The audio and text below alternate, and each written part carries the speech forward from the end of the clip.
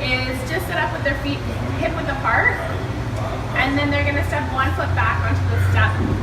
Generally the height of the step, you don't want it to be too high, but it depends on your hip flexor length. So the longer, more flexible your hip flexors are, the higher the step can be. But essentially you just need to offload your back foot, and that should be suitable for most people. So then what you want to make sure is that your hip position is pointing forward. So a lot of times if we have tight hip flexors, we bring one foot back rather, then we get a little bit of hip rotation with that. So usually what I tell people is visualize that they've got headlights on their hip bones and both want to stay pointing forward the whole time.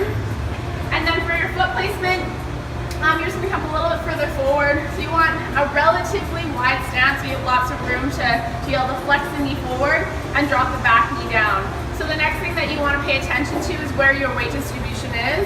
We want to be loading the front leg. You might feel a stretch in the back leg. Again, it depends on your hip flexor length, but you don't want to be loading the back leg as much as the front leg.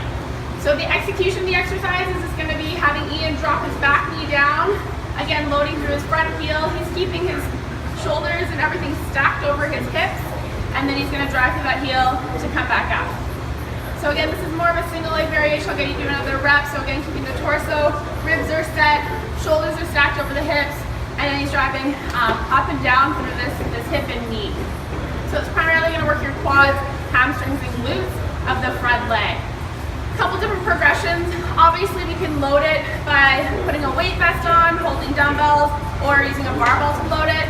Another thing you can do is just play around with your tempo, like any exercise, but this is an especially good one.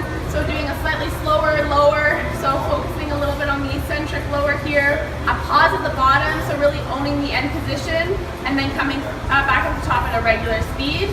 Another variation I really like to train the movement in a slightly greater range of motion is doing it from a deficit. So you don't need a large deficit. You can either stand with your front foot on a bumper plate, a 45-pound plate, or he's got a riser here.